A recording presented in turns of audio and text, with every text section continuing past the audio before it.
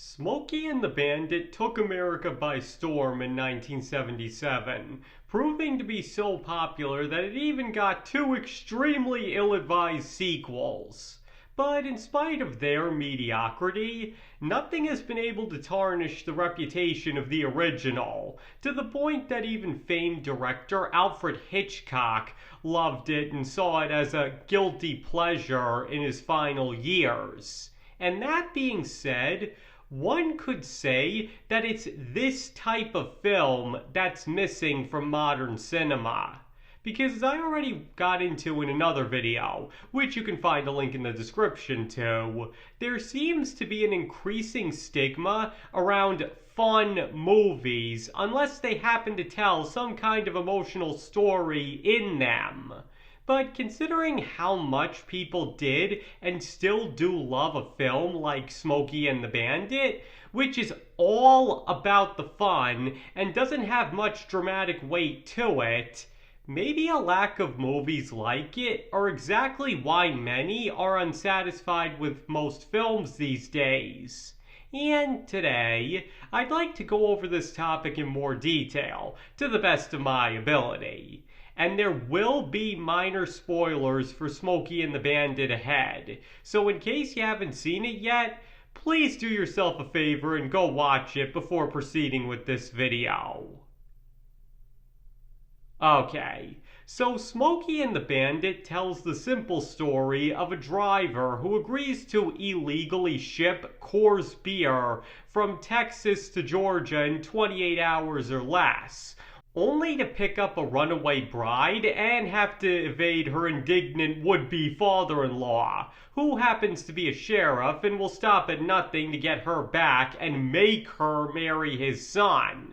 Now, the first thing many are quick to point out about this movie is the scene-stealing performance by Jackie Gleason as Buford T. Justice, who goes so far over the top that his own car's roof can't contain him. But seriously, Gleason kills it in this movie and is worth watching if only for him alone. He's that good. Though that being said, some might question the appeal of a movie where the main character is essentially an illegal smuggler causing mayhem, and the villain is a sheriff trying to catch him. But the thing is, that's the whole point here. Because simply put, this movie isn't trying to win any awards. It wasn't trying to be the next Godfather. And the best thing it did was not try to be any bigger than it was. The movie didn't even have a finished script when it started filming, as it was simply conceived around the fact that Coors beer was illegal to sell on the East Coast at the time, and the lengths rich people living there would often go to get it as a result. And because of that, quite a bit of dialogue was actually ad-libbed right on the spot, most notably from Jackie Gleason, which would help explain why many of his character's quips are so hilarious. But the point is, kind of like the Bandit himself, this movie has an air of modesty to it, in that it never tries to claim to be anything that it isn't, and simply exists only to give the audience a good time. It just so happens that it did a very good job of achieving that particular task. Because as I went on at length about in my video on cult movies, which you can also find a link in the description to, most normal people don't always want to see high art when they go to the movies. Sometimes they just want to see something that's incredibly fun to take their minds off of their troubles for a while, and are even sometimes willing to look to movies that aren't conventionally the best if it achieves that. And Smokey and the Bandit has got everything in this department.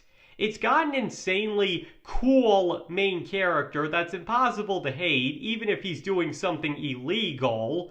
A villain so hilariously over the top that he ends up stealing the whole thing. A female lead that can match the hero quip for quip, and has her own stake in the chase. Quite a few funny gags, brilliantly shot car chases, high stakes, and just enough of a plot to hold it all together.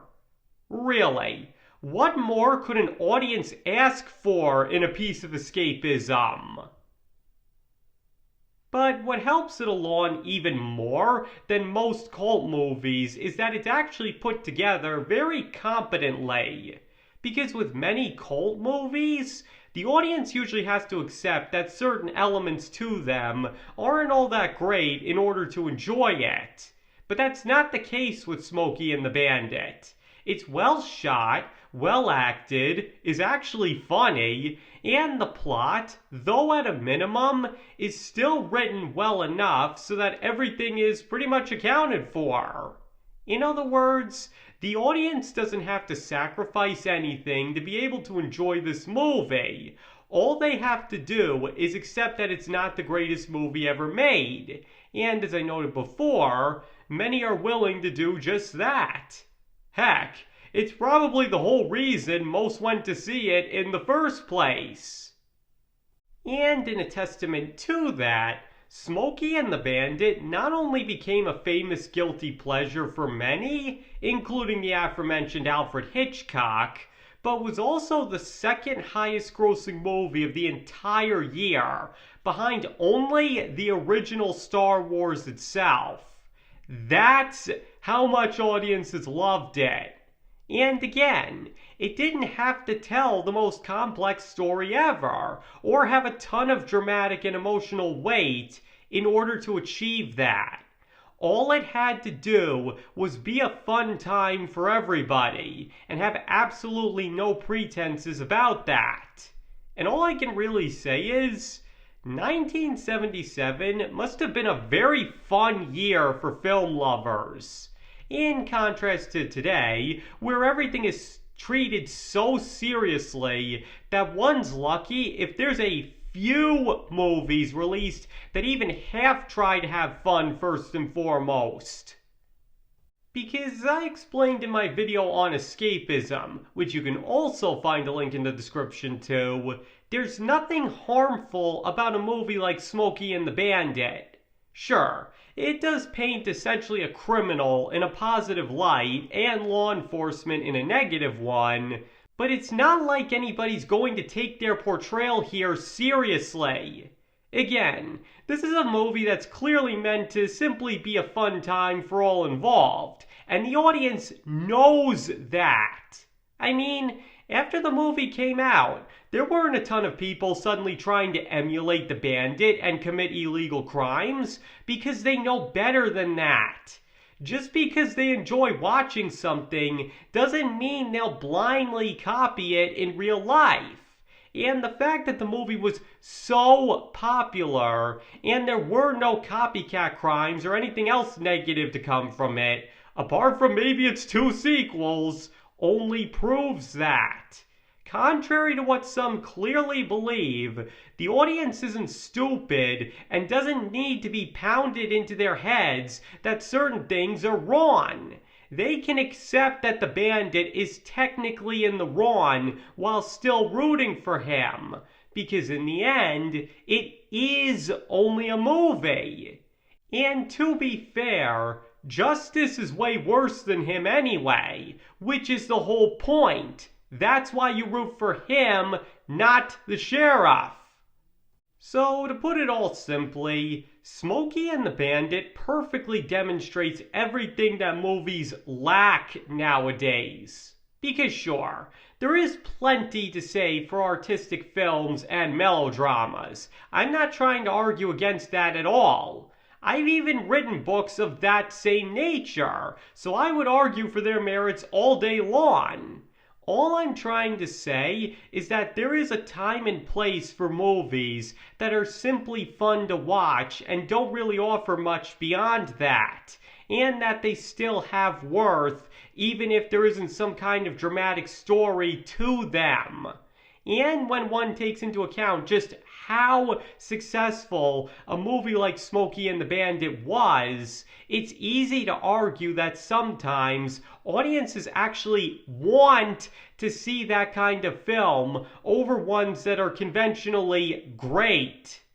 Like I said before, it was everything the audience could ask for in an escapist movie, and the results speak for themselves. And considering how fun deprived many modern movies are, I'd personally say it's about time that films like Smokey and the Bandit make a resurgence, as not only do they clearly have appeal, but are arguably what many miss about going to the movies in the first place.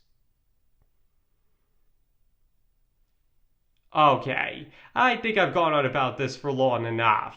So now I'd like to hear your opinions. Do you think that Smokey and the Bandit perfectly represents the kind of fun movies that audiences want to see but aren't being made anymore? Or do you believe that films like that are better off in the past and that the audience has moved on from them? Please let me know in the comments below. And keep in mind, you do not have to agree with anything I said in this video if you don't want to. You are entitled to your own opinion and can feel about this or any other topic we discuss here that you wish, and I nor anybody else can tell you you're wrong. And thank you all for watching. I greatly appreciate all of it, and I hope to see you all next time.